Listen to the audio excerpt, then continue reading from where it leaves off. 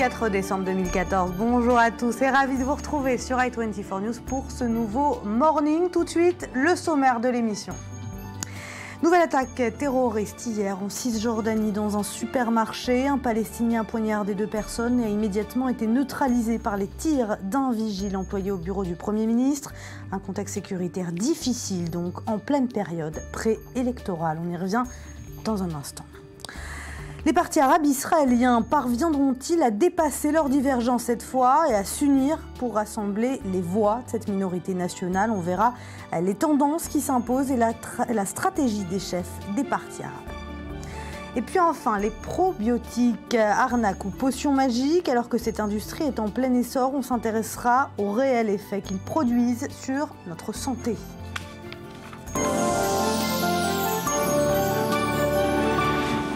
Il est 8 h à Tel Aviv. Bonjour à tous et bon réveil. J'accueille ce matin Jacques Neria. Bonjour Jacques. Vous êtes ancien officier des renseignements militaires israéliens.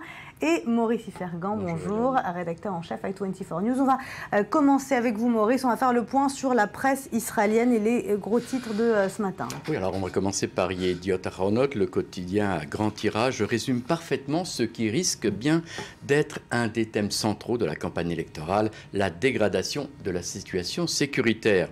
Alors à 103 jours des élections, la terreur continue et la une de Yediot Ahronot montre ces 2 photos terribles. Alors en grand, sur 5 colonnes à la une, celle des policiers qui combattent presque au corps à corps à l'entrée d'une des synagogues de Jérusalem il y a 2 semaines contre les 2 terroristes armés de pistolets et de haches. En médaillon, on voit un peu plus bas l'agent de sécurité qui a évité hier un véritable carnage dans un supermarché de Mishor Adoumim. Sur la photo, on le voit tirer à bout portant sur le terroriste près des caisses. À noter que par le passé, la presse israélienne évitait de publier ce type de photos, mais la campagne électorale aidant, on les retrouve à la une. Oui, bien sûr. On passe à Israël Hayom à présent, 17 mars, c'est le titre. La dissolution de la Knesset sera adoptée lundi prochain, affirme le quotidien. Israël Hayom met l'accent sur la tournure personnelle que prend la campagne. Yair Lapid, à propos de Benjamin Netanyahou, un Premier ministre déconnecté. Tout le monde aura en tête au cours de cette campagne le discours du ministre des Finances limogé. Une réponse à Netanyahou, mais aussi au discours du ministre Likoud, Yuval Steinitz, qui conseillait un peu plus tôt au ministre des Finances de laisser les questions économiques et sécuritaires aux gens sérieux et sans mèche et de retourner à la télévision. Et Israël Hayom d'annoncer le retour de Shimon Peres, le quotidien gratuit, de révéler que l'ex-président de l'État, Shimon Peres, a été contacté, on ne sait pas vraiment par qui, pour devenir en quelque sorte le guide spirituel ou le gourou de la gauche. On passe à Haaretz, le quotidien, lui, titre sur la dégradation des relations entre les USA et Israël. Une fois de plus, le quotidien indépendant affirme qu'il y a quelques semaines, une réunion exceptionnelle et secrète a eu lieu à la Maison-Blanche. Alors, à l'ordre du jour, la poursuite de la construction israélienne dans les territoires. L'administration Obama envisage, affirme le quotidien, de passer des condamnations formelles aux sanctions concrètes. Alors, selon le quotidien, les USA pourraient ne plus utiliser leur droit de veto contre des résolutions anti-israéliennes aux Nations Unies. Haaretz note que le moment est choisi alors que la France, la Grande-Bretagne et l'Allemagne s'apprêtent, elles, à présenter au Conseil de sécurité un projet de résolution organisant un calendrier de 2 ans pour parvenir à un accord de paix entre Israël et les Palestiniens. Alors, bien entendu, le quotidien fait état des craintes de la Maison-Blanche. Ces mesures, affirme le quotidien, pourraient conférer à Benjamin Netanyahou des munitions pour sa campagne électorale. Allez, direction l'Irak et la Syrie, où les djihadistes semblent cette fois perdre du terrain. Oui, c'est L'Orient le Jour qui l'affirme. Avec ce courant optimiste, le quotidien libanais affirme que la vapeur s'inverse pour les djihadistes de l'État islamique qui perdent, dit-il, du terrain en Irak et piétinent en Syrie. Alors, le quotidien libanais affirme que les avions et les drones étrangers pilonnent les positions djihadistes, détruisant équipements et positions, ce qui perturbe la chaîne de commandement de l'organisation djihadiste. La tactique choisie par l'Occident s'avère donc être la bonne, affirme L'Orient le Jour, mais cette reconquête prendra du temps, poursuit le quotidien libanais. Alors, un tout autre son de cloche, on passe à Sana, l'agence de presse syrienne, du reste, et on a pris cette citation du site en hébreu, puisque le Sana a désormais un site en hébreu. Alors, Sana fait état à la une de l'entretien accordé par Bachar el-Assad à un des journalistes de Paris Match.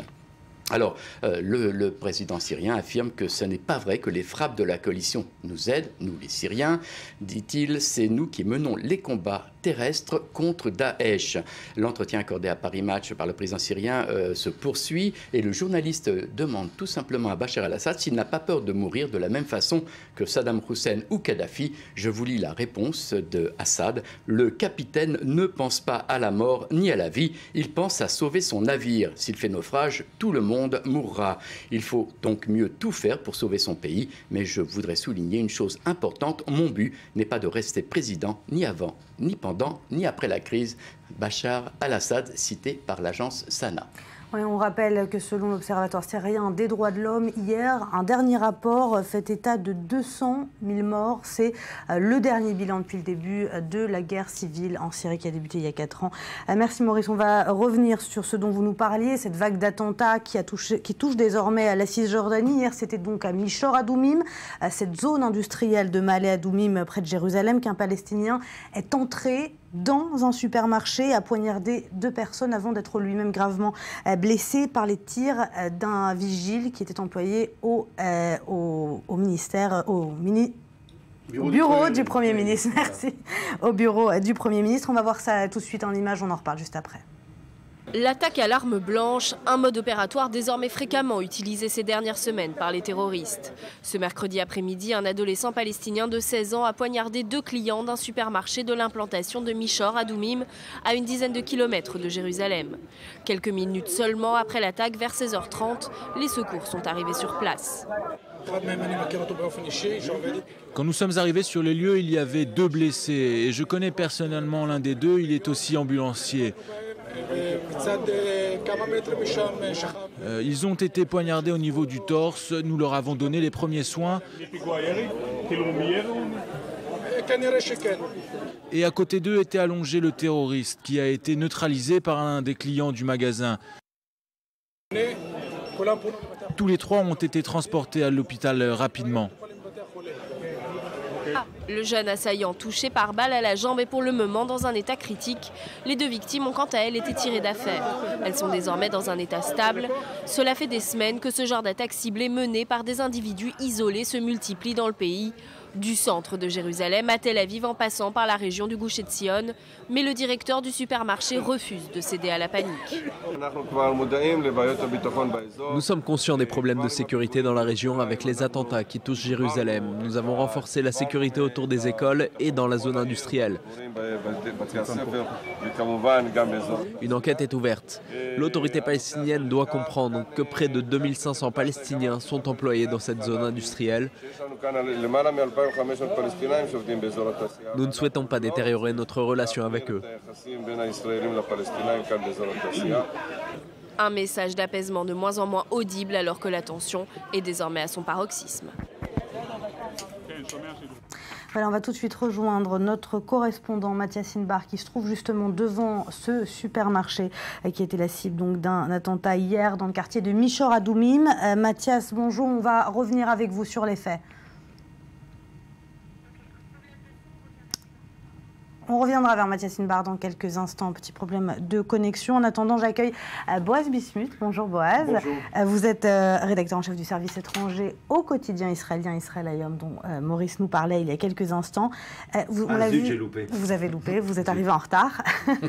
On a vu dans ce sujet ces quartiers qui sont quartiers symboles de coexistence entre Palestiniens et Israéliens, comme celui de Mishor Adoumim, et puis le supermarché qui est quand même un endroit où les Palestiniens et les Israéliens se fréquentent. Est-ce que justement avec ce genre d'actes terroristes, est-ce que ces quartiers sont en danger? Est-ce que la coexistence est en danger en Cisjordanie? Il faut savoir une chose. Hier, j'écoutais dans le 20h, on parlait du fait comment est-ce possible que cette personne, que les terroristes justement, aient pu passer la sécurité. Mais c'est ne pas connaître l'endroit, ne pas connaître le lieu, ne pas connaître ce supermarché dans lequel il y a autant d'Arabes que d'Israéliens. Donc justement, votre question, cette coexistence, cette cohabitation qui existe. Mais il faut savoir qu'on sait très bien que, imaginez par exemple des foules, imaginez 100 personnes, 100 juifs, 100 arabes dans ce même supermarché. Il suffit d'un seul, d'un côté ou de l'autre, pour que justement on se pose la question sur la coexistence.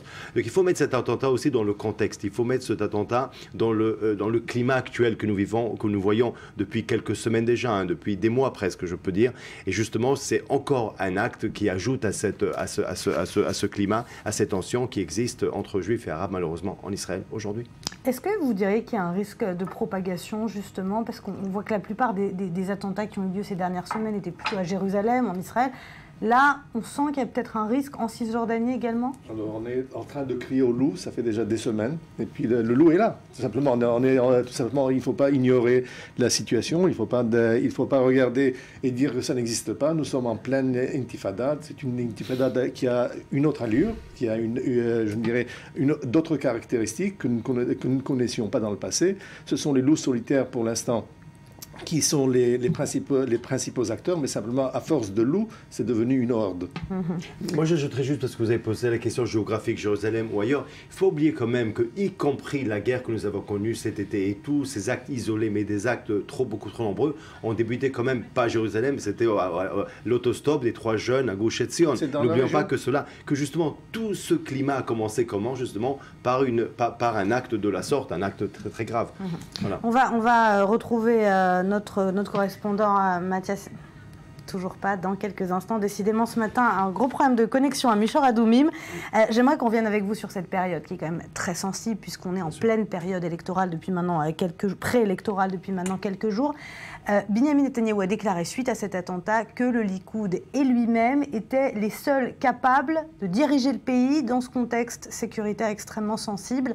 Est-ce qu'il n'y a pas une tentative de récupération politique quelque part, de la part de Binyamin Netanyahou comme de Yair Lapid d'ailleurs? Vous savez très bien qu'en Israël, on est en Israël par ailleurs, bienvenue, et nous sommes dans un pays dans lequel la politique politicienne règne. Nous sommes dans un pays dans lequel la démagogie et le populisme aussi règnent, il faut dire la vérité. Nous sommes dans un pays où il y a une espèce de contradiction. D'un problème, un pays, un État avec peut-être les problèmes les plus graves au monde, les problèmes de tous les pays économiques, sociaux, en plus la sécurité, avec un pays accordéon, un pays où il n'a pas exactement de frontières reconnues. Donc parfois il est plus grand, parfois il est plus petit. Et à cela, nous avons bien sûr aussi des campagnes électorales beaucoup trop importantes, beaucoup trop fréquentes. Vous savez, nous sommes bienvenus à la Troisième République en France cette fois-ci.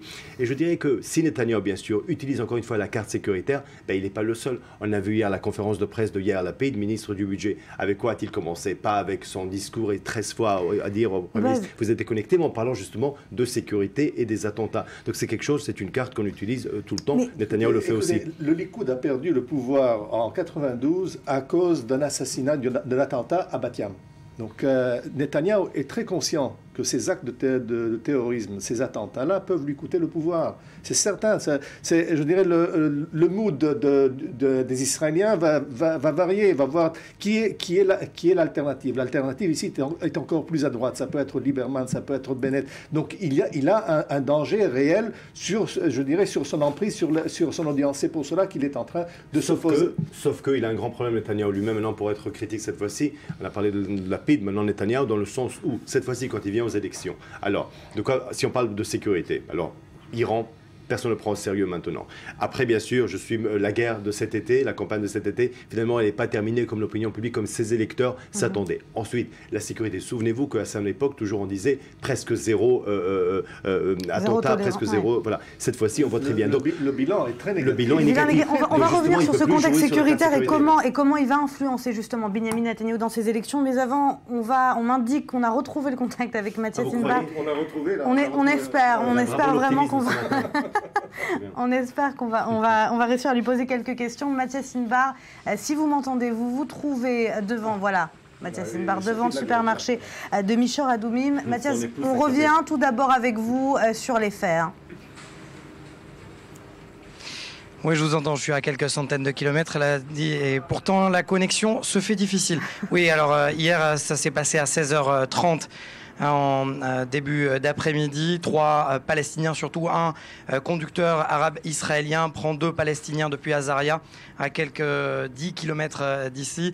Il descend, Azaria c'est un village qui se trouve en face de Maale Adoumim, il descend, pénètre à l'intérieur de ce supermarché. 2 Palestiniens rentrent, ils se rendent au rayon des ustensiles de cuisine et semble-t-il, selon les premiers éléments de l'enquête, il prend un couteau de cuisine et commence à s'en prendre à 2 2 clients à l'intérieur duquel se trouvait un garde du corps qui travaille dans le bureau du Premier ministre. Il n'était pas en service, mais il était armé et il a neutralisé le terroriste. S'en est suivi donc. Ensuite, les 2 blessés ont été transférés à l'hôpital et le terroriste présumé, celui qui est âgé de 16 ans et demi, a été arrêté et enlevé et emmené à l'hôpital. Voilà ce qui s'est passé globalement hier soir. Quelques heures plus tard, le supermarché avait déjà rouvert et Rami Levy, le patron, le propriétaire de cette chaîne de supermarchés, déclarait encore et toujours, lui fait part de sa coexistence, de la coexistence entre les Arabes, les clients juifs et les clients arabes et les employés juifs et arabes qui travaillent dans cette chaîne de supermarchés. Alors justement, on parlait de cette coexistence, cette cohabitation entre Palestiniens et Israéliens. Est-ce que ce matin, les Palestiniens, selon les réactions que vous avez pu recueillir, est-ce qu'ils ont peur, est-ce qu'ils se sentent menacés, est-ce qu'ils sentent que justement cet attentat va remettre en question la cohabitation qui marchait plutôt bien jusqu'à maintenant ? Écoutez, hier, lorsque j'ai pu converser avec les employés arabes, ils étaient complètement dévastés. Ils me disaient, le terroriste ne prend pas en compte nos besoins, ne prend pas en compte nos familles, nos enfants. Nous travaillons ici depuis plusieurs années et nous ne savons pas ce que sera demain, ce qui se passera demain. Effectivement, je les retrouve ce matin. Ils travaillent, ils regardent les informations en boucle, surtout du côté palestinien.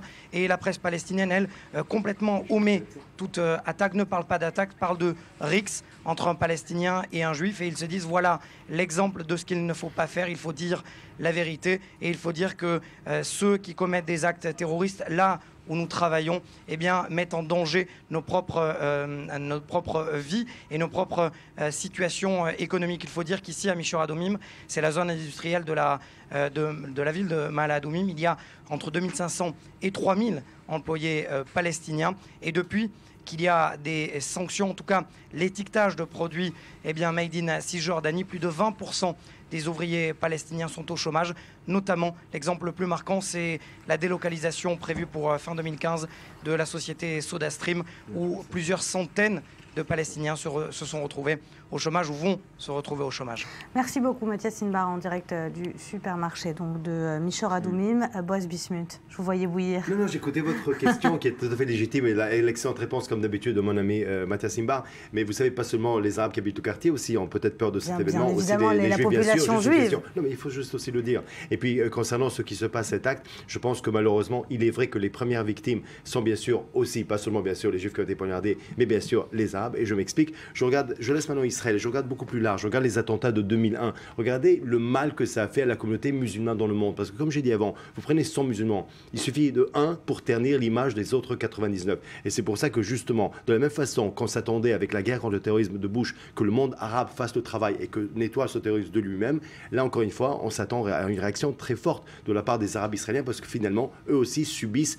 les actes assez horribles de ces mêmes personnes. Maintenant, pour le travail lui-même dans ces régions, on a beaucoup parlé de SodaStream, du fait qu'ils sont derrière la ligne verte, etc. et leurs liens. J'ai visité cette société, bien que Scarlett Johansson ne travaille pas là-bas, j'ai quand même visité le lieu. Et je peux vous dire que quand vous voyez des Arabes qui travaillent là-bas, ils sont bien contents que ces sociétés existent, parce que finalement, vous savez très bien qu'un monsieur aime bien, ou une dame aime bien ramener un salaire. Mais c'est justement cette réalité qui est méconnue. Bien sûr, qui est méconnue. C'est cette cohabitation entre Palestiniens et Israéliens que les gens ne connaissent pas. J'ai vu Carnet Chaumont, tout ça, qui est excellente, bien sûr. Mais ça... Et que ce genre de cas peut justement mettre en danger, mais ce genre d'événements tragiques. Je vais utiliser un mot anglais, bien qu'on soit du côté français. Malheureusement, dire ces choses-là aujourd'hui, c'est pas trendy. Donc on le cache très. C'est pas à la mode, Jacques Neria. C'est pas à la mode la cohabitation entre Palestiniens et Israéliens. Écoutez, les actes de terrorisme vont tout simplement pousser les extrémistes des deux côtés à agir.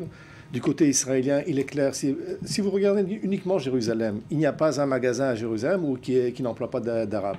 À la fin de l'intifada, les Arabes n'étaient plus là-bas parce que, comme le disait tout juste Boaz, décent, il y avait un qui travaillait et qui était l'indicateur pour les terroristes, pour leur indiquer où venir, comment venir et où placer leurs explosifs. Donc ce qui va se passer finalement, en fin de compte, c'est 2500 ouvriers palestiniens vont se retrouver au chômage.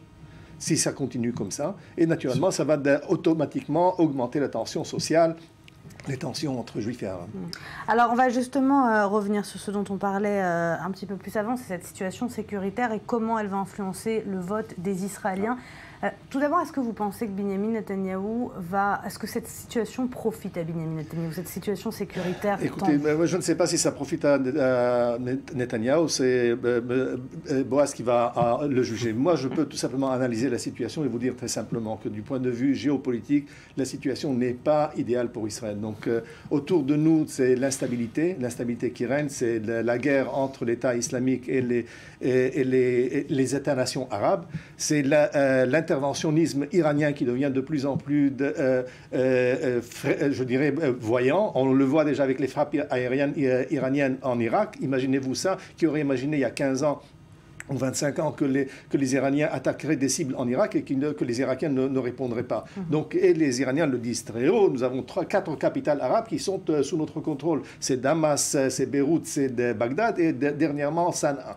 Donc du point de vue global, je dirais la situation pour Israël est une situation qui est très mouvante. Nous sommes sur une magma, sur un magma qui est en train de bouillir et qui risquerait, je dirais, de s'étendre sur nous, surtout du côté jordanien. Du point de vue de l'armée. L'armée a subi pendant ce dernier gouvernement des coupures énormes. Des escadrilles ont été fermées, des unités entières, des brigades ont été fermées à cause des coupures du budget et l'armée s'est retrouvée naturellement beaucoup plus affaiblie. Et le résultat, c'est que finalement, on s'est retrouvé dans une guerre qui s'est mal terminée pour Israël, après 50 jours, qui s'est très mal terminée pour Israël. Et non seulement ça, mais la dissuasion qu'on pensait pouvoir exercer sur les Arabes c'est l'effet boomerang. C'est tout simplement, ils ont tout simplement contourné la peur et contourné l'obstacle. Aujourd'hui, il n'y a plus de dissuasion entre nous et les Palestiniens. Allez, on va voir comment ce contexte va influencer le scrutin à venir en images. Avec ce sujet signé Maxime Pérez, on en reparle juste après. Comme lors de la vague d'attentats suicides qui avait secoué le pays au milieu des années 90, profitant à l'époque au Likoud de Benyamin Netanyahou, la menace terroriste est susceptible d'interférer à tout moment dans la campagne et en dernier recours, dans le vote des Israéliens.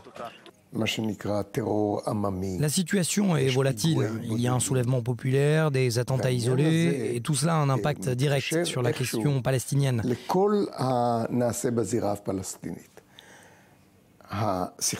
conflit israélo-palestinien est un thème politique à part entière, un sujet qui va être au cœur du scrutin. La tenue d'élections anticipées est ancrée dans la vie politique israélienne. Un phénomène largement imputable au système de scrutin proportionnel qui génère des coalitions aussi larges qu'instables. Bien que limité dans sa marge de manœuvre, l'appareil sécuritaire peut fonctionner normalement en période électorale, mais il reste largement tributaire de l'échelon politique. Et quand le gouvernement devient un pouvoir de transition, il y a danger pour l'armée. Des élections vont avoir comme conséquence de rendre difficile tout vote sur le budget de la défense et le budget de l'État de manière générale. En attendant, le réarmement de Tsahal va être affecté. Les entraînements, les leçons de la dernière opération à Gaza devront être mises en application plus tardivement. Pourtant, les enjeux sécuritaires ne manquent pas. Menaces djihadistes dans la péninsule du Sinaï et à la frontière syrienne. Risque d'embrasement avec le Hezbollah. Sans oublier qu'avec le Hamas palestinien, l'accord de cessez-le-feu conclu il y a 3 mois n'a toujours pas été converti en trêve durable. Le Hamas est très proche de l'asphyxie et il peut y avoir une nouvelle explosion de violence. Mais en période électorale, il serait bien mal avisé de tester un gouvernement israélien de transition. Un tel gouvernement peut alors agir comme bon lui semble. Autant de défis et de casse-tête auxquels sera bientôt confronté le général Gadi Eisenkot, promu nouveau chef d'état-major de Tsahal. Et le prochain ministre de la Défense, qui succédera à Moshe Ya'alon.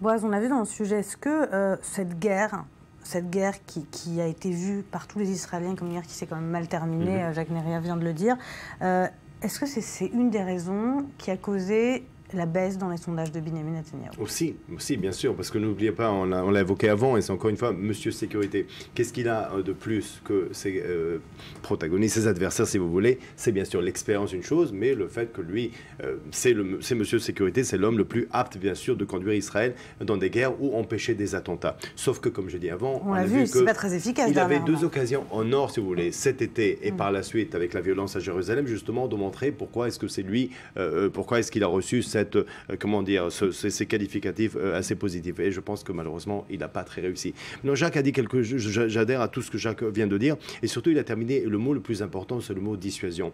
Il ne faut pas oublier une chose, c'est que justement, pour éviter des guerres. Ce n'est pas exactement des guerres, c'est des cycles de violence que l'on voit beaucoup trop fréquents depuis 2004, deuxième intifada, 2006, la guerre du Liban numéro 2 déjà, 2008 Gaza, 2010 Gaza, 2012 Gaza, 2014 Gaza. C'est un peu comme Rambo 1, Rambo 2, Rambo 3. Finalement, c'est un peu trop. Et justement, pour éviter tous ces cycles de violence, pour éviter toutes ces séries qu'on ne le veut pas, qu'est-ce qu'il faut? La dissuasion. La dissuasion évite aussi. C'est quoi le mérite de la dissuasion? D'éviter des guerres, d'éviter des conflits. Israël perd la dissuasion. Regardez ce qu'on a pratiquement, pas seulement cet été, presque tous les jours. Et c'est pour ça qu'il faut le regagner. Et là, ça va jouer contre Netanyahou. Mais Netanyahou a quand même un grand avantage. C'est que lors des élections précédentes, quand même, on va dire, le prix du yaourt était plus important que le prix du blindé.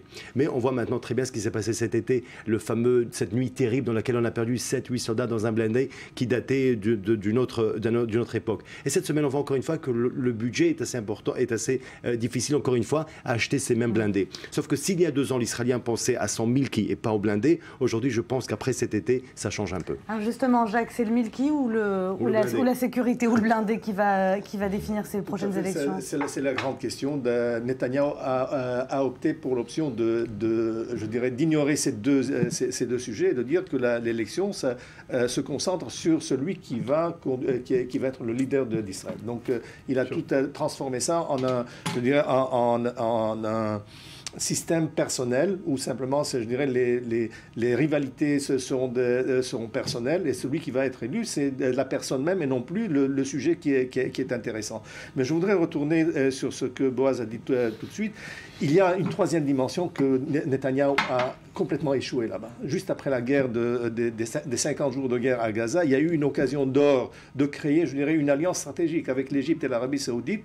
Naturellement, il y avait un prix à payer, c'était le prix palestinien, que Netanyahou n'était pas prêt à le faire, mais nous avons raté, je dirais, une occasion d'or de nous aligner avec les Égyptiens, avec les Saoudiens, avec les pays du Golfe, contre, je dirais, cette vague islamistes. Merci Jacques Neria, merci Boaz Bismuth, vous restez avec nous. Dans un instant, on parlera des Arabes israéliens dans ce contexte préélectoral. Les partis parviendront-ils à s'unir et à rassembler les voix de la rue arabe israélienne? C'est dans un instant, juste après le journal.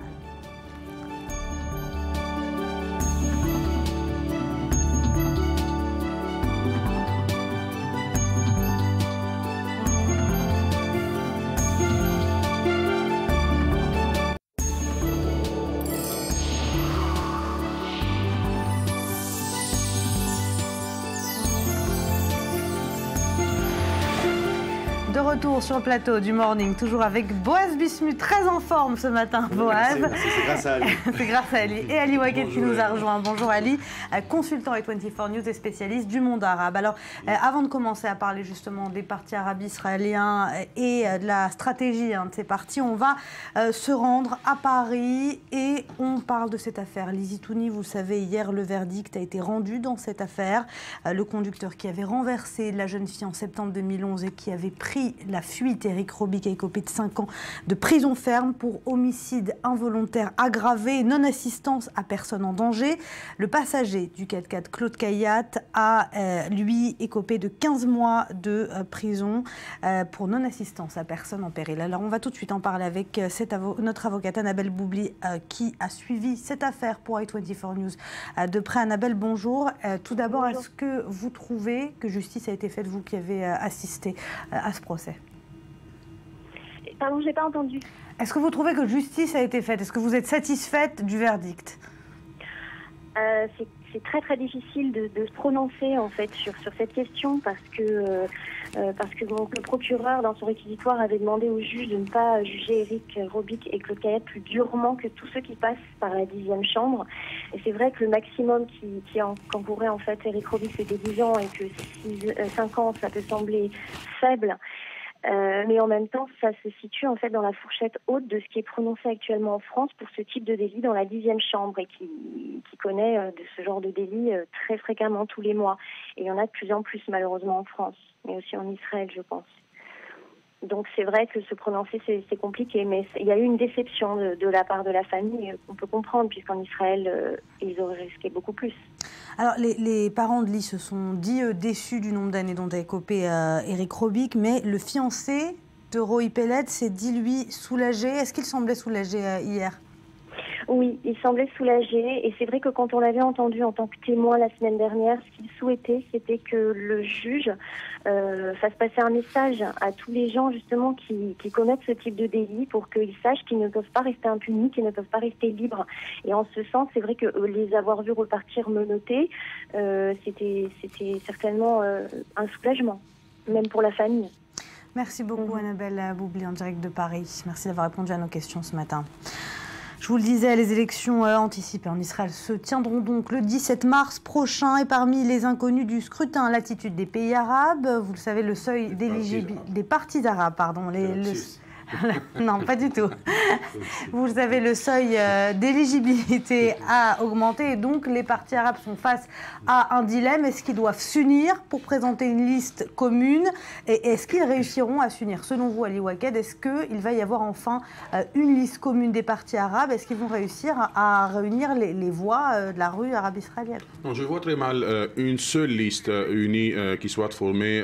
Éléonore, il faut se rappeler, on parle de seuil d'éligibilité, mais on parle aussi, est-ce que vous imaginez voir le foyer juif avec Meretz dans un même parti? Ça, c'est le cas des partis arabes. Il y a les communistes séculaires, arabo-juifs ensemble, que c'est le parti Hadash, et il y a les islamistes. Alors, et le Hadash qui a un électorat juif de au moins 20 000 électeurs. Donc, comment est-ce qu'on peut imaginer Hadash s'unir avec le mouvement islamique? Mais oui, il y a entre les islamistes et les nationalistes de Balad, il y a déjà des négociations, des premières négociations. C'est très semblable qu'on verra ensemble la liste arabe unie dont le mouvement islamique est le facteur clé et Balad, les nationalistes, s'unir parce qu'avec ce nouveau seuil d'éligibilité, le Balad est en risque pour ces élections. La grande question, c'est qu'est-ce que va être le sort du parti le plus ancien dans la Knesset israélienne, qui est le parti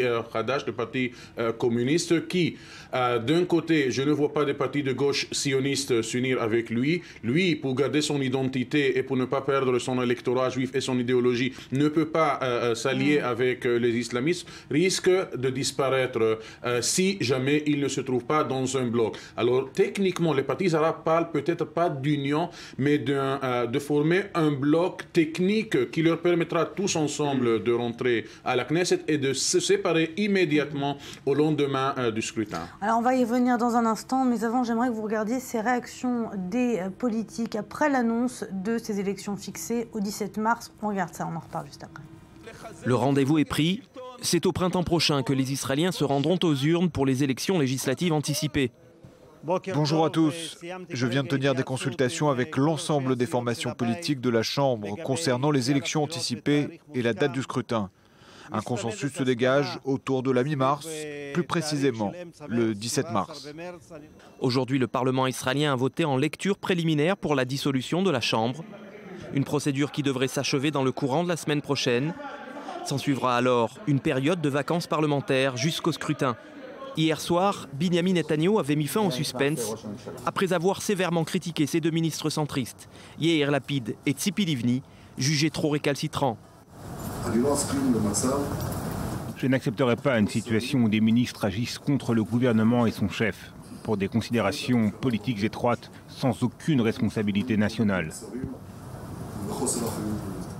La réaction de la ministre remerciée ne s'est pas fait attendre. J'ai bien peur que les règles de l'éthique politique ne s'appliquent pas au Premier ministre. C'est une question de caractère. Ma mère m'a toujours dit qu'à partir d'un certain âge, on ne pouvait plus changer les gens. Derrière la rhétorique hystérique d'hier soir, la vérité, c'est que nous avons un Premier ministre qui a peur. Inquiet ou serein, toujours est-il que Netanyahou est, selon tous les sondages, assuré de former la prochaine coalition. Ses opposants devront donc compter sur le jeu des alliances pour le mettre en danger, comme le suggère ce député travailliste. Nous appelons Tzipi Livni, le parti Kadima et les autres partis du centre à nous rejoindre, car Netanyahou n'est pas assuré d'obtenir une majorité face à des partis du centre-gauche unis. Et je crois qu'il est temps de dire à M. Netanyahou, c'est votre 3e mandat, il est temps de raccrocher. Faites autre chose, car les Israéliens sont lassés de votre stratégie. Le ton est donné, la campagne électorale lancée. Elle s'annonce courte, mais intense. Alors Ali Waqued, vous en parliez juste avant, une liste commune de 3 partis arabes, est-ce que c'est finalement vraiment envisageable? Il existe de réelles différences idéologiques donc entre ces 3 partis. Dror Ben Sapir, notre analyste politique, nous a rejoint sur ce plateau. Bonjour Dror. Bonjour. Est-ce que c'est envisageable Elle vient de le dire, non, c'est pas envisageable étant donné les différences idéologiques très fortes sur lesquelles je ne vais pas m'attarder puisque Ali les a expliquées, il l'a fait mieux que j'aurais pu le faire. Mais on va voir dans un graphique qui va s'inscrire à l'écran tout de suite la difficulté à laquelle sont confrontés maintenant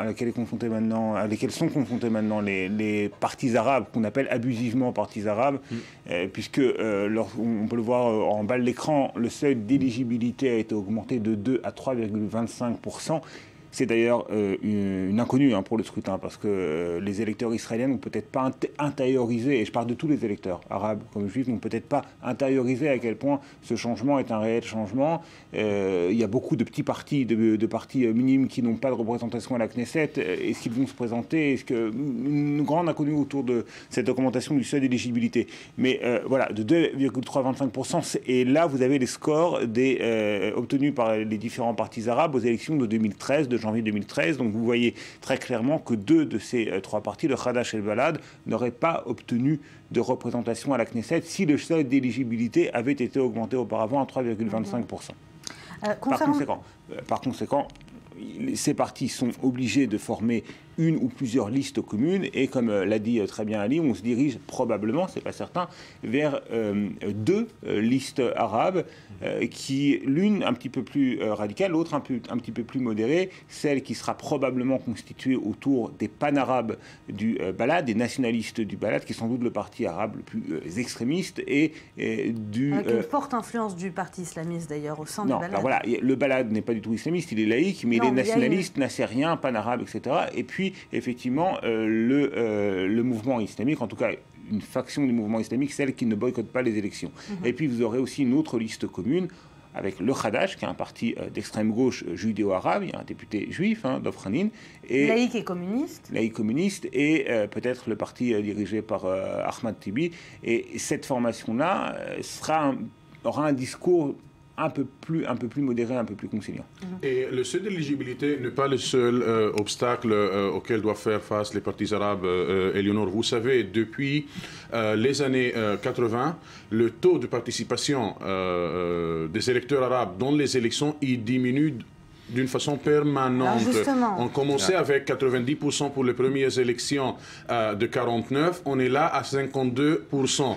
Donc, vous savez, il y a une campagne, quand il y a des élections en Israël, il y a 2 campagnes. La campagne menée par les partis et la campagne menée par des éléments qui appellent au boycott de ces élections pour conserver, pour consolider l'identité palestinienne des citoyens arabes en Israël et pour envoyer un message à la communauté internationale comme quoi la minorité arabe en Israël ne se sont pas faire partie du collectif israélien. Alors justement, comment expliquer cette baisse de mobilisation chez les Arabes israéliens, cette attitude électorale? Alors justement, aux dernières élections, et on va le voir dans un autre graphique, le taux de participation a été, chez les Arabes israéliens, un peu plus élevé que ce que beaucoup craignaient, 56%. C'est moins que le taux de participation des Juifs israéliens aux élections, qui subit lui aussi une baisse constante.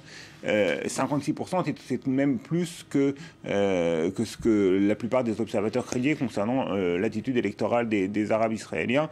Le vote en faveur des partis arabes, sur ces 56% d'Arabes israéliens qui ont pris part au vote en 2013, eh bien, environ 80%, et je parle sous la surveillance de Ali, ont voté pour ce qu'on appelle, là encore un petit peu abusivement, les partis arabes, parce que le Hadash n'est pas vraiment un parti arabe. Alors que au début des années 80, c'était exactement le contraire. 80% qui votaient pour des partis sionistes sionistes, pour le parti juif, et les autres 20-22% votaient pour le parti communiste. Mais il y a encore des Arabes israéliens qui votent pour des partis dits sionistes, des partis plus mainstream, Boaz Bismuth. Bien sûr. Alors d'abord, oui, pour répondre à votre question, bien sûr, parce que n'oubliez pas aussi qu'il y a un clientélisme. N'oubliez pas aussi que parfois, quand je vote, mais que ce soit en France, en Chine, en Nouvelle-Zélande ou en Israël, bien sûr, je reçois quelque chose du parti. Ça existe en Israël aussi. Ça, c'est le premier point. La deuxième chose, je dois réagir à ce que je viens d'entendre. Et tout est vrai, tout est juste. Alors d'abord, 56% est un bon chiffre. 56%, avec toutes ces campagnes que vous voyez contre Israël et contre cet État que l'on voit dans certains partis, 56%, encore une fois, est un très, très bon chiffre. Mais ce que je veux ajouter, c'est que finalement, j'entendais Ali qui parlait de Hadash, qui risque de se disparaître, le premier parti, etc., etc. Je me souviens très bien de son créateur, Vilner, de Tawfik Toubi, des personnages assez extraordinaires qui ont beaucoup contribué au travail de la Knesset. C'était des bons parlementaires. Je n'étais pas d'accord avec eux, bien sûr, mais de bons parlementaires. Mais il faut savoir une chose, c'est que finalement, aujourd'hui, ces partis payent le prix un petit peu, ils ont un désaveu des électeurs. Et je vais vous donner un exemple qui n'a rien à voir ni avec Israël, ni avec Netanyahou, ni avec le monde juif, seulement inter au monde arabe. Les élections municipales qu'on a vues récemment, qu'est-ce qui s'est passé avec les partis arabes dans ces élections municipales? Ils se sont tous massacrés. C'est-à-dire, c'est tous les indépendantistes, c'est eux qui ont gagné. Si vous voulez un exemple classique, la ville de Nazareth, le vice-maire qui était indépendant a battu le maire qui était Hadash. Zouabi, la parlementaire, quel succès a-t-elle à Nazareth? Zéro. C'est-à-dire que leur travail, finalement, quand ils viennent... quand elle voulait être maire de Nazareth, ça veut dire quoi? Que finalement, 3%. Ça veut dire quoi? Qu'ils viennent à la Knesset, mais les Arabes israéliens, c'est des citoyens à part entière. Et ils s'attendent eux aussi, comme nous, c'est-à-dire comme tous les citoyens d'Israël, ont aussi leurs soucis, veulent aussi voir améliorer leur niveau de vie. Et c'est impossible que je mets quelqu'un à la Knesset, soit pour aller rejoindre une flottille, soit pour parler tout le temps du problème israélo-arabe. Il y a deux arguments qui expliquent cette déconnexion des Arabes israéliens à leur parti. On dit que d'un côté, leur parti s'intéresse plus à la cause palestinienne qu'à des problèmes locaux. Est-ce que c'est vrai, Dror? Est-ce que c'est ça qui explique la démobilisation des Arabes israéliens? Encore une fois, il faut établir une distinction entre chacun des trois partis. C'est ce que vous venez de dire est clairement le cas du parti Balad. C'est peut-être un petit peu moins le cas des deux autres partis. En tout cas, dans les médias israéliens, on parle davantage effectivement des déclarations intempestives de tel ou tel député arabe israélien en faveur des Palestiniens contre l'État d'Israël, etc. Et on parle moins du travail parlementaire effectué par certains, en tout cas, de ces députés arabes en faveur de leur électorat. Donc il y a peut-être un effet miroir déformant dans les médias israéliens, mais c'est vrai que globalement, eh bien, ces députés font plus dans la surenchère pro-palestinienne que dans le travail de parlementaire. Mais encore une fois, 80% des Arabes israéliens votent pour ces partis-là. Ça signifie qu'ils leur accordent quand même une grande part de leur confiance. Et puis un autre phénomène dont on n'a pas parlé, c'est le fait qu'un parti politique et une personnalité politique en Israël a basé une partie de sa carrière et de son message politique sur la mise à l'écart des Arabes israéliens, c'est bien évidemment, ou de certains Arabes israéliens, c'est bien évidemment Avigdor Lieberman. Et il y avait si vous voulez, les deux extrêmes se renforçaient l'un l'autre. Avigdor Lieberman qui renforçait les partis arabes en faisant la surenchère verbale contre les Arabes israéliens, et ça bénéficiait électoralement aux partis arabes israéliens, manifestement. Et on a l'impression que là, on a affaire à un nouveau Lieberman qui a un peu mis d'eau dans son vin, qui est moins virulent qu'auparavant, et donc ça peut peut-être aboutir à une démobilisation d'une partie de l'électorat. Je veux réagir à ce qu'a dit Boazia. Une recherche qui a été publiée par le Fonds d'Abraham, c'est une ONG israélienne en commun avec l'Université de Haïfa, a prouvé que 80% des interventions des parlementaires arabes étaient en faveur des questions sociales et des questions quotidiennes, et non pas des questions politiques.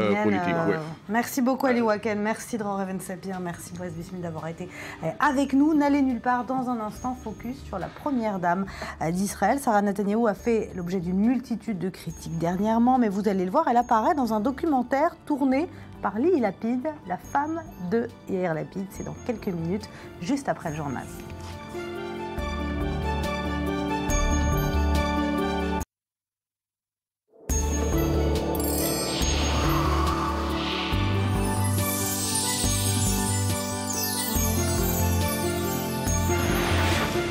Retour sur le plateau du Morning. Merci d'être toujours avec nous. On accueille Betsabé Salam et Myri Maman. Bonjour à vous deux. Bonjour. On commence avec vos clics, Betsabé, vos clics ce matin, et on va parler de Daesh, l'État islamique. Tout à fait, avec Al-Qaïda qui menace de tuer un énième otage américain.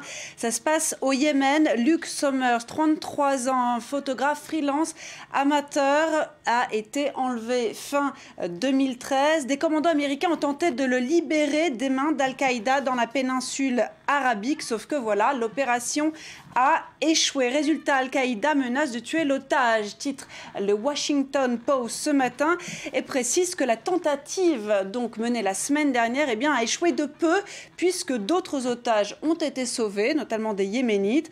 Aujourd'hui, Al-Qaïda donne 3 jours à Washington pour satisfaire les demandes qui ont été faites dans la vidéo. On ne sait pas quelle demande quand même. En tout cas, on y voit aussi Sommers qui témoigne, qui demande qu'on le libère et qui dit effectivement qu'il pense qu'il peut mourir. Que veut le groupe? Donc la vidéo, on insiste, serait toujours muette là-dessus. Allez, on reste à New York où des policiers vont désormais porter des caméras sur eux. Tout à fait. Alors un autre policier blanc, déjà on le rappelle, a été disculpé après la mort d'un noir américain. Ça s'est passé à New York et la victime qui était obèse et asthmatique avait été attrapée par le cou. C'est une pratique pourtant interdite au sein de la police new-yorkaise. Mais voilà, le New York Times nous raconte que la police new-yorkaise va se moderniser. Le maire Bill de Blasio annonçait redoubler d'efforts afin que les policiers portent des caméras au plus vite. L'objectif, tenter de pallier à la méfiance grandissante vis-à-vis des pratiques policières, renforcer le sens de la responsabilité de Blasio, a-t-il expliqué. Alors pour le Atlantic, il s'agit sans doute de la réforme la plus significative après la mort de Michael Brown. D'ailleurs, sa propre famille, la propre famille de Michael Brown, a salué cette initiative comme un changement positif. Les premières caméras seront à New York dès la fin de cette semaine. Allez, on se rend en France à présent où la Chine laisse un peu trop traîner ses oreilles là où elle ne devrait pas. Exactement. C'est une info exclusive du Nouvel Obs, pas peu fier, qui en fait d'ailleurs un dossier spécial dans son édition d'aujourd'hui. Alors, vous voyez la NSA américaine, l'équivalent chinois traînerait ses oreilles à Paris. L'Obs a découvert un centre secret chinois d'écoute satellitaire. Ça se passe dans une annexe de l'ambassade de Chine à Paris et c'est de là qu'il espionnerait une partie des communications entre l'Europe, le Moyen-Orient et l'Afrique. C'est là entre tennis, voilà comme vous voyez sur l'article, entre tennis, parking et immeuble qu'il y a 3 énormes antennes paraboliques. La dernière fait plus de 5 mètres. Alors ambassade, emboussade, nous dit-on, pas de plaque en tout cas, et quand on sonne un numéro qui est mis dans l'annuaire, ça ne répond pas. D'après une source fiable, nous dit Nouvel Obs, ce centre dépendrait de l'équivalent chinois de l'ANS américaine, soit l'appel 3, c'est-à-dire le 3e département d'état-major de l'armée populaire de libération. Allez, en France, toujours, où Miss Normandie dénonce une obligation un peu particulière pour être sélectionnée. Ouais, c'est l'obligation d'être célibataire. Alors, c'est pas la première Miss à s'en plaindre. C'est une polémique qui traîne en longueur. Le Figaro donne la parole à Estrella Ramirez, qui sait bien, c'est Miss Normandie qui concourt donc à l'élection de Miss France. Et elle souhaiterait que ce concours de beauté se modernise enfin, notamment sur l'acceptation d'une vie sentimentale des candidates. Parce que selon l'article 1 des conditions de participation, chaque candidate doit donc être célibataire, ne pas avoir ni été mariée ou pacsée, ne pas avoir eu d'enfants. Alors du coup, les candidates doivent rester évasives, puisqu'en fait, pour la majorité d'entre elles, elles ont effectivement un petit ami. Mais pour Miss Normandie 2014, ça suffit. Ça suffit. Elle ne veut pas mentir. Elle exhibe même presque nonchalamment une jolie bague sur son annulaire gauche. Et puis d'ailleurs, puisqu'on y est, elle aimerait bien aussi qu'on revoie les conditions relatives au poids, nous dit Miss Normandie. Eh ben voyons. Bravo. Allez, on finit avec des naissances. On parle naissance, plus précisément accouchement, Éléonore. Ça se passe en Grande-Bretagne, alors que 9 naissances sur 10 se passent dans des hôpitaux. Le NICE, c'est l'Agence nationale de santé britannique, recommande de ne pas accoucher à la maison, mais plutôt dans des structures, pas accoucher à l'hôpital, mais dans des structures de sage-femme. Le Guardian explique que dans les cas de grossesse qui sont des grossesses normales, sans complications, il vaut mieux ne pas accoucher dans les hôpitaux, puisque dans les hôpitaux, vous avez plus de risques de césarienne, d'épisiotomie, de vacuum et de forceps, sans compter les infections qui peuvent comme ça rôder dans les hôpitaux. Donc, vaut mieux accoucher avec, oui, ça fait pas plaisir à tout le monde, avec une sage-femme. Ça fait des grimaces sur le plateau, en tout cas. Et puis pendant Franck Monnier, le NICE demande de faire attention de ne pas s'endormir aussi avec les bébés jusqu'à l'âge de 12 mois sur les chaises, canapés et autres lits, puisque ça risque de mort subite du nourrisson. Avant, c'était jusqu'à 2 mois. Maintenant, on dit de faire attention jusqu'à 12 mois. Donc 12 mois de ne pas dormir près de son bébé. D'accord. Merci beaucoup, Betsabé Salem. Sans transition, on va parler de cette radio israélienne, Galei Tzahal, une radio militaire dans une démocratie. Ça peut sembler étrange. Et pourtant, vous allez le voir, cette radio est très appréciée et très populaire parmi les Israéliens. Regardez. Pénétrer dans l'enceinte de la radio israélienne la plus écoutée et la plus populaire est aussi difficile que de rentrer dans une base de l'armée. Et pour cause, Galei Tzahal est la radio militaire d'Israël. Elle dépend directement du ministère de la Défense et de l'état-major israélien. Fondée à la création de l'État, elle fait depuis partie intégrante du paysage médiatique du pays. Le grand changement pour la station s'est passé au moment de la guerre de Kippour. Car pendant cette guerre, les soldats de Galatz étaient en première ligne dans des endroits où aucun autre journaliste ne pouvait arriver.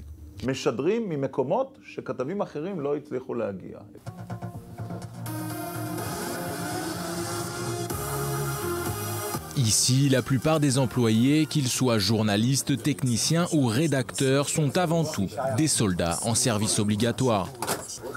Une minorité d'entre eux sont des employés civils du ministère de la Défense. C'est notamment le cas de Yaron Dekel, directeur de l'information, mais qui a également le grade de commandant en chef au sein de la radio. J'ai moi-même commencé ici en tant que soldat, je sais de quoi je parle. Lorsque j'ai terminé mon service, j'étais un journaliste complet et expérimenté. Je veux la même chose pour mes soldats, qu'ils terminent leur service militaire en étant de bons journalistes. Être soldat et journaliste, deux fonctions que tout semble opposer, et pourtant, conserver son éthique, rester au service des auditeurs avec objectivité, c'est le défi principal de l'équipe qui compose Galei Tzahal. Le secret de la force de Galei Tzahal, c'est l'objectivité de la station. Et l'objectivité s'obtient en faisant entendre toutes les opinions. Et si on ne fait pas cela, les auditeurs ne sont pas idiots, on perdrait toute crédibilité. Je préfère la définir comme une radio publique militaire, car le chef de l'état-major ne peut pas m'appeler et me dire « je te demande de diffuser ceci ou cela ». Ça ne fonctionne pas comme ça. Des propos que confirme ce jeune chef d'antenne, lui aussi devenu employé après avoir fini son service militaire au sein de la radio. Shibel Karmi Mansour est aussi le premier druze à remplir cette fonction. Moi, j'ai l'impression que chaque décision qui est prise ici provient de la volonté d'être objectif. Il peut y avoir débat. Par exemple, les gens ici sont habitués à appeler une ville arabe en Israël un village, mais c'est quelque chose que j'essaie de changer. Bien que critiqué par certains qui dénoncent la collusion entre l'armée et la radio, Galatz a depuis toujours rencontré un franc succès. C'est une station de radio faite de paradoxes, et c'est la raison de son succès.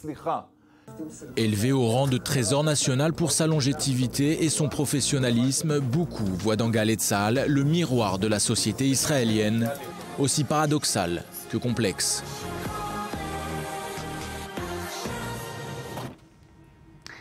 Avec les élections anticipées en Israël, toutes les actions du Premier ministre israélien et de son entourage sont passées au peigne fin, vous l'imaginez. Et les commentateurs vont dresser le bilan de ces 2 ans de gouvernement. Mais ce matin, nous n'allons pas parler du Premier ministre pour changer, mais de sa femme, Sarah Netanyahou, avec vous, Myriam Amman. Exactement, on dit bien que derrière chaque grand homme, il y a une femme. Et ben, on va parler donc de son épouse. Alors dans le cas de Sarah Netanyahou, c'est un petit peu particulier parce qu'elle n'est pas très aimée, ni dans le public israélien, ni parmi les journalistes israéliens. Elle a souvent fait les choux gras et a été la cible de caricatures et pas très flatteuses. On peut les voir à l'écran. La première dame, elle n'est pas appréciée parce qu'on dit qu'elle n'est pas assez élégante, qu'elle est trop agressive, trop présente, en fait, elle fait vraiment un duo avec Binyamin Netanyahou. C'était quoi le boulot à pâtisserie? C'est quoi la métaphore? J'ai pas compris. Elle tape avec? Peut-être. Ouais, elle est un petit peu agressive, voilà, c'est ça. Les journalistes l'aiment pas beaucoup. Peggy la cochonne aussi. Ouais, voilà. Sympa. Ouais. Excusez-moi. Non, il n'y a pas de souci, pas de souci. Donc voilà, on la caricature beaucoup. Les journalistes n'aiment pas beaucoup l'interviewer. Enfin, ça se passe pas toujours très très bien. Alors, Sarah Netanyahou, elle a également été au cœur de la tempête des voyages du couple Netanyahou. Elle a été souvent le cœur de cible, en tout cas le cœur de tempête, de nombreuses tempêtes. Mais celle-là, on s'en souvient. En 2011, Arutz, la deuxième chaîne israélienne, a publié plein de factures, des centaines et des centaines de factures de Sarah Netanyahou dans des hôtels, des vols vers l'étranger, des factures payées par des richissimes hommes d'affaires. Évidemment, elle s'est défendue bec et ongle après cette histoire. Pendant quelques mois de silence, elle a décidé justement de se prononcer sur Arutz 2. Je vous propose tout de suite de regarder. Ça change d'un instant à l'autre. En règle générale, c'est difficile. Et j'ai l'impression que je n'ai plus la force d'affronter encore une attaque supplémentaire. Un nouveau cycle de médisance cruelle. Et c'est simplement devenu une cérémonie fixe d'hypocrisie. Quel puritanisme. Mais ça suffit, il faut que cela cesse. Il y a ici une intention de cibler, de nuire au Premier ministre et de lui nuire à travers moi. C'est plus facile de l'atteindre à travers moi. Je suis le maillon faible. Alors parmi toutes les affaires, il y avait aussi cette affaire des gens qui travaillaient pour Sarah Netanyahou, qui avait fait un scandale dans la société israélienne. On disait qu'elle les traitait avec beaucoup de mépris. En tout cas, dans cette vidéo, elle donne vraiment l'impression, enfin elle essaye de donner l'impression d'une femme fragile, dépassée par les événements. Oui, fragile. Mais en tout cas, ça n'a pas beaucoup marché. Faut le dire que les critiques n'ont pas été très bonnes, même après cette vidéo. Elle dit toujours que c'est les autres, que c'est pas elle, que voilà, elle est plutôt au contraire du fragile. Et alors, dernièrement, il y a eu un reportage photo fait par l'épouse de Yair Lapid, le ministre des Finances, concernant les femmes fortes. L'ancien ministre des Finances, puisqu'il vient d'être limogé. L'ex-futur ancien, enfin bon voilà, on a compris. À l'époque, en tout cas, où elle a pris les photos de femmes fortes dans le cadre de la journée de lutte contre les violences faites aux femmes, elle a également été rencontrée pour la première fois en tête-à-tête la première dame d'Israël et donc Sarah Netanyahou. Et je vous propose d'écouter un petit peu l'échange entre les deux femmes. Vous avez de nombreux rôles et il y a des milliers de regards qui vous observent. C'est très dur. Comment on affronte ça? Vous savez quoi? C'est cruel. De nombreuses fois, on veut vous voir que dans des moments négatifs, comment vous agissez en tant qu'épouse d'eux et comment vous n'avez pas fait comme ceci ou comme cela. Il y a des moments très très difficiles. Il faut vraiment apprendre à ignorer toutes ces choses et simplement savoir qui on est. Mais comment peut-on? C'est impossible. Vous savez, parfois je vois quelque chose et le sang me monte à la tête. Chez moi, c'est déjà passé, ça fait très longtemps. Je suis plus ancienne ici, ça fait déjà 18 ans.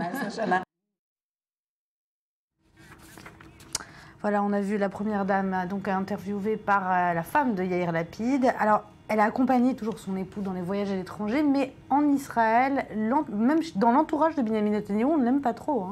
Non, vous savez, il y a eu tout un épisode l'année dernière, en 2013 en tout cas, avec Naftali Bennett, le président de Habayit Yehudi, le foyer juif, et de Ayelet Shaked, qui est députée du foyer juif, qui sont pourtant réputés être assez proches de Benjamin Netanyahou, à part cet épisode-là, et apparemment c'était causé par Sarah Netanyahou. Ça s'est arrangé, dit-on, en janvier 2013. Pas tout à fait en tout cas, regardez. Non, on n'a pas cette dernière vidéo. Bon, en tout cas, on l'a vu, c'est une stratégie quand même de communication de la part de la femme du Premier ministre. On voit qu'elle essaye de se racheter, en tout cas de paraître fragile. Est-ce que ça va marcher, vous pensez, cette stratégie? Ça n'avait pas l'air de marcher jusqu'à présent. Est-ce que c'est... Ça ne marche pas, elle dit qu'elle est les maillons faibles et pourtant elle a une espèce de carrure et une présence et une manière de parler aux gens. Et... ça pour avoir de la carrure.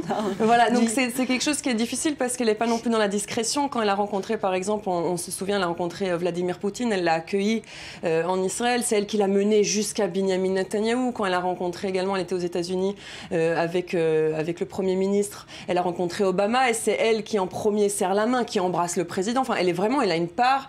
Elle est omniprésente. Elle est omniprésente dans et apparemment l'entourage de son mari. Voilà, et en plus, on dit qu'elle s'entend très très bien avec son mari, qu'elle le conseille, que c'est sa première conseillère. Donc vous voyez qu'elle a une réelle place. C'est pas la dame. Est-ce que vous savez qu'est-ce qui lui a plu, qu'est-ce qui a plu à Netanyahou chez Sarah? Moi, c'est ça que je me demande. Parce qu'il est plutôt bel homme, lui, non? On a vu des photographies de Sarah Netanyahu quand elle était plus jeune et qu'elle était très belle. C'était une très belle femme et c'est une femme de caractère. Ça, on ne peut pas lui enlever. Et c'est une bonne mère aussi, hein, on le dit souvent. On a vu les dernières images quand ils ont accompagné leur fils qui rentrait à l'armée comme chaque jeune de 18 ans ici en Israël. Ça fait aussi partie de cette campagne de communication. Bien sûr, et ça avait l'air de gêner un petit peu quand même le fils. Mais bon, sur les images, mais c'est vrai que elle a l'air d'être affectueuse. Une mère comme les autres. Ah ouais, elle a l'air super affectueuse là sur non, là, elle a l'air triste. Elle quitte quand même son fils la quitte quand même. C'est pas une démarche facile, mais bon, voilà, on la voit embrasser son fils sur ces images. Alors, est-ce que c'est une campagne ou est-ce que c'est réel? On imagine qu'il y a une part des deux. Merci beaucoup Myri Maman, merci Betsabé Salem. Restez avec nous à suivre. Focus sur les probiotiques. Ils ont le vent en poupe, mais sont-ils aussi efficaces qu'on nous le promet? C'est juste après le journal.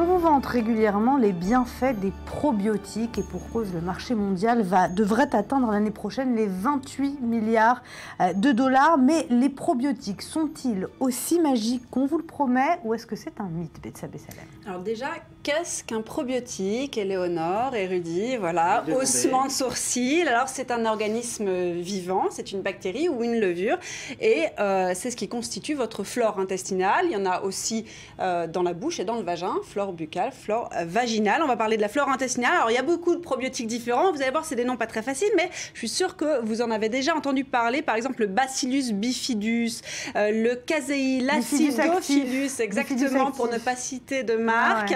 Alors, on va remonter un petit peu le temps, Éléonore. D'abord, il y a eu la révolution des probiotiques. Un jour, on s'est aperçu qu'en fait, contre les bactéries, il ne fallait pas forcément que frotter avec du savon ou alors avaler des antibiotiques. Non, il y a certes des bactéries, des probiotiques qui rendent malade, mais il y a aussi des bactéries et des probiotiques qui renforcent. On voit Shakira sous l'effet d'un probiotique hallucinogène. Donc, à côté des bactéries qui sont mauvaises, il y a des bactéries qui sont bonnes. Et ces bactéries-là... Attendez, je comprends pas. On arrête tout, voilà, c'est la publicité qui intéresse. Alors ça, ça vous explique, en fait, ça vous fait du bien dedans, en fait. Ça vous fait danser les probiotiques, si on en croit la pub. Alors, donc ça, c'est l'effet probiotique. C'est-à-dire, vous fermez les yeux, vous retrouvez... Vous avez ce ventre. Voilà. Notamment. Donc, vous voulez danser comme Shakira et avoir un ventre plat, je combattrai, je finirai ma chronique, s'il le faut, avec la force. Donc, ces probiotiques, ils renforcent notre système immunitaire, ils combattent les intoxications et... ils influencent, même Éléonore, positivement notre humeur grâce à la sérotonine et à la dopamine. Bref, les probiotiques, c'est merveilleux, voilà, d'où ce marché extraordinaire qui était bâti autour d'eux. On sait même scientifiquement, dans des cas plus graves, que par exemple, si vous prenez deux personnes, une saine et une atteinte d'Alzheimer, de diabète de type 2 par exemple, eh bien leurs flores intestinales seront différentes, donc on voit bien qu'il y a une différence. Et on sait aussi qu'en cas de flore intestinale qui est en bonne santé, entre guillemets, eh bien il y a plus de chances dans de nombreuses thérapies contre le cancer. Sauf que c'est pas parce que tous ces probiotiques ils marchent tellement bien que ceux qui nous sont vantés par les yogourts eh bien, ont de tels effets. Ça, c'est pas grave. Alors, est-ce qu'il y a des cas démontrés scientifiquement dans lesquels les probiotiques sous forme de compléments alimentaires renforceraient la flore intestinale, justement? Alors, on sait que c'est ce qu'on veut souvent nous faire croire. Ce sont les probiotiques magiques qui inondent aussi bien les rayons des supermarchés que les pubs ou encore la presse. Mais en fait, à l'échelle de la panoplie de ces bienfaits qui sont vantés, eh bien, les cas prouvés sont relativement peu nombreux. En tout cas, pour le moment, on manque d'études à grande échelle et sur le long terme. D'une part, en cas de prise d'antibiotiques, ça limite les effets ravageurs des antibiotiques. Donc, entendez la diarrhée. Ça, c'est sûr, ça a été démontré. Et dans le cas de certaines complications post-chirurgicales, on sait que les probiotiques aident. Pas de preuve en revanche que les probiotiques, comme on veut vous le faire croire, eh bien, agissent sur le cholestérol, la pression artérielle, la dépression, l'asthme ou encore que les probiotiques vont vous aider à perdre du poids. Certains adversaires des probiotiques vous diront même attention, ces organismes si fragiles vivants, on n'est pas sûr qu'ils puissent passer la barrière de l'acidité gastrique. Allez, on va vérifier tout ça. C'est pas qu'on ne vous croit pas, Betsabé Salem, mais on va quand même vérifier avec un professionnel, le professeur Pierre Dermot, gastro-entérologue au CHU de Lille et directeur de l'unité de recherche sur la physiopathologie des maladies, qui nous a rejoint par téléphone. Bonjour, merci d'être avec nous. Alors, ma première question, est-ce que les bienfaits des probiotiques sont exagérés selon vous? Oui, bonjour Madame Veil. Exagéré, je pense qu'il y a des effets des probiotiques qui sont bien prouvés, notamment au niveau intestinal, notamment comme l'a dit la personne qui parlait juste avant moi, notamment dans le cadre de diarrhée, notamment dans le cadre de la prise en charge de douleurs abdominales ou de ballonnement. Mais finalement, pour les autres indications, on manque de preuves scientifiques. Donc il y a beaucoup d'espoir, mais aujourd'hui, on n'a pas de preuves scientifiques, c'est-à-dire qu'on n'a pas eu d'études qui ont été faites en double aveugle contre un placebo et qui mettent en évidence une supériorité du probiotique. Alors, à quel type de personnes conseillerez-vous ces probiotiques? Donc aujourd'hui, les probiotiques, si on se tient aux preuves médicales obtenues, on les propose soit à des adultes, soit à des enfants, essentiellement pour réduire la durée et la quantité de la diarrhée, et essentiellement pour la prise en charge de douleurs abdominales qui rentrent dans le cadre de ce qu'on appelle les troubles fonctionnels intestinaux, c'est la colopathie fonctionnelle, c'est le syndrome de l'intestin irritable. Alors, est-ce qu'il faut faire une distinction entre les différents probiotiques, par exemple ceux qu'on trouve à l'état naturel dans l'alimentation et ceux des compléments alimentaires? Là, quand je parle des probiotiques, on ne peut pas finalement généraliser et dire tous les probiotiques sont efficaces dans la diarrhée ou sur la douleur abdominale. En fait, chaque probiotique, chaque bactérie ou chaque virus ou chaque micro-organisme qui peut être une levure également, tout ça, ça fait partie des probiotiques. Chaque probiotique a un effet spécifique et donc on ne peut pas dire qu'un probiotique aura le même effet qu'un autre probiotique d'une même nature. Et donc finalement, l'efficacité d'un probiotique, elle dépend de la qualité, de la nature du probiotique et elle dépend également de la quantité de probiotiques ingérés. Merci beaucoup Pierre Dermot d'avoir répondu à nos questions. Je rappelle que vous êtes gastro-entérologue au CHU de Lille et directeur de l'unité de recherche sur la physiopathologie des maladies inflammatoire de l'intestin. C'est bon, j'ai réussi à le dire en entier. Allez, sans transition, on passe à cette histoire étonnante, celle d'un citoyen américain de naissance et qui est venu vivre en Israël il y a plusieurs années. Il se trouve aujourd'hui apatride et sans aucune nationalité. Un reportage signé Maël Benoliel et Uri Shapira. Depuis près de 40 ans, Claiborne Hayes est apatride. Né aux États-Unis en 1948, il souhaite s'installer en Israël dès son plus jeune âge. En 1975, il saute finalement le pas et émigre aux côtés des Black Hebrews. Les membres de cette communauté religieuse se considèrent comme les descendants des tribus perdues d'Israël. Mais le mode de vie ascétique de la communauté et le climat désertique de Dimona ont finalement raison de lui. Quelques mois après son arrivée, Claiborne quitte le groupe, une véritable libération qui précède pourtant une succession de déconvenues. Je me suis rendu au ministère de l'Intérieur, j'ai voulu postuler pour obtenir la nationalité. Ils étaient désagréables, ils m'ont jeté dehors. J'ai réessayé quelques années plus tard. L'employé de bureau m'a dirigé vers un autre endroit, j'y suis allé. Ils m'ont dit « non, on ne peut pas vous aider ». Ils m'ont envoyé ailleurs et là-bas on m'a dit de retourner au ministère de l'Intérieur. Des difficultés qui s'expliquent par une erreur de Claiborne. Pensant devoir renoncer à sa nationalité américaine pour devenir israélien, il se retrouve finalement sans l'une ni l'autre. Une situation qui s'avère rapidement inextricable. Il fait donc de multiples demandes aux autorités israéliennes et tente même d'obtenir un statut de réfugié sans succès. En désespoir de cause, Claiborne sollicite l'aide du cabinet d'avocats Yehuda Rave et associés à Jérusalem.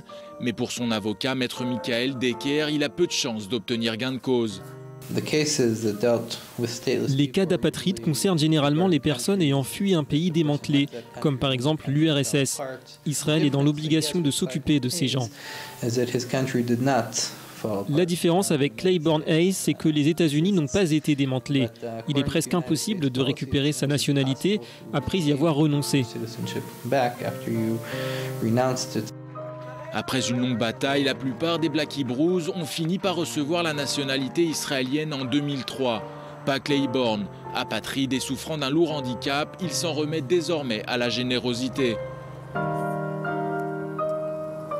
Après des années de lutte, Claiborne se sent faiblir. Pourtant, il y a un rêve auquel il refuse de renoncer, celui d'avoir enfin sa carte d'identité israélienne. J'attends, j'espère. Tant que je me lève le matin, il y a de l'espoir. Je ne renonce pas. Je continuerai d'essayer.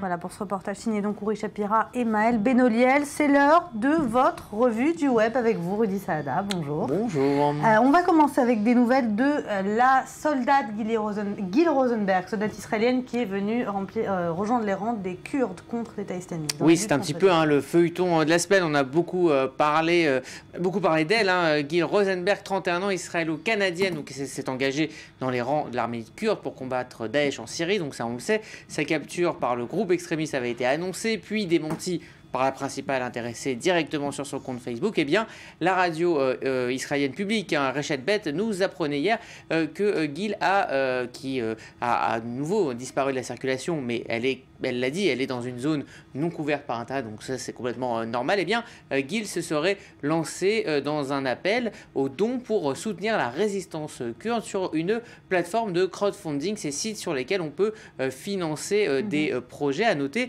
donc que sa page Facebook, sur sa page Facebook, de nombreux messages de soutien viennent des communautés kurdes du monde, donc une cause qu'elle semble avoir épousée. Allez, on va partir en Angleterre où les autorités britanniques reprochent à Facebook de justement faciliter les échanges entre terroristes. Oui, alors tout part de la publication il y a une semaine d'un rapport d'enquête parlementaire anglais sur le meurtre du soldat Lee Rigby. Souvenez-vous, c'était en mai 2013, dans une rue de Londres. 2 islamistes radicaux avaient perpétré un meurtre barbare. Eh bien, ce rapport révèle que les intentions des terroristes, voilà, on voit les images de ce meurtre qui avait fait le tour du monde. C'était il y a un an. Ouais. Oui, c'était il y a un an, c'était en 2013. Et ce rapport donc révèle que les intentions des terroristes avaient été très clairement annoncées sur leur compte Facebook 5 mois avant l'attentat. Et puis ce qui est reproché donc à Facebook, c'est de ne pas avoir développé un programme qui repérerait automatiquement ce genre de posts ou autres appels au meurtre. Alors, oui. Comment Facebook a réagi justement à la suite de cette accusation ? Facebook se défend, c'est normal. Dans un communiqué, l'entreprise a indiqué qu'elle fermait déjà automatiquement tous les comptes de terroristes et que Facebook agit pour empêcher quiconque d'utiliser ses services à ses fins. Mais c'est vrai que c'est assez difficile de repérer un poste terroriste, même par un algorithme. Mais ce rapport tombe à un moment spécial en Angleterre, car dans le même temps, il y a une loi antiterroriste pour renforcer les contrôles sur Internet qui est votée. Et certains députés anglais y voient une manœuvre pour utiliser le meurtre de ce soldat et l'émotion qui en a découlé pour finalement renforcer le contrôle d'Internet et donc par conséquent limiter les libertés individuelles sur Internet. On sait à quel point c'est difficile et d'ailleurs il y a beaucoup de critiques sur la limitation de ces libertés individuelles, mais limiter l'échange de terrorisme et justement la plateforme... Non, mais le problème c'est qu'on passe toujours par les terroristes pour après aller voir l'internaute lambda, c'est-à-dire qu'une loi qui est autorisée pour un terroriste peut être utilisée pour un autre. À noter d'ailleurs que cette accusation portée par Facebook n'a pas été porté par n'importe qui, puisque renforcé par les déclarations du Premier ministre britannique David Cameron, qui a accusé les sociétés technologiques de laisser des terroristes, je cite, comploter des meurtres et de la destruction, et parle d'une vraie responsabilité sociale d'intervenir. Ah oui, ça va loin quand même. Allez, toute autre chose maintenant, on va parler de coiffure. Oui, je vous voyez vous recoiffer entre les deux parties de l'émission. Eh bien, c'est une super vidéo. Non, mais si, quand même, on le fait tous. Alors, c'est une vidéo réalisée par Cut.com et qui a déjà passé les 2 millions de vues. L'idée, eh bien, elle est très bonne. Elle passe en revue 100 ans de style capillaire avec la même personne au même endroit. En accéléré, vous allez passer une centaine d'années de style. Regardez, c'est saisissant.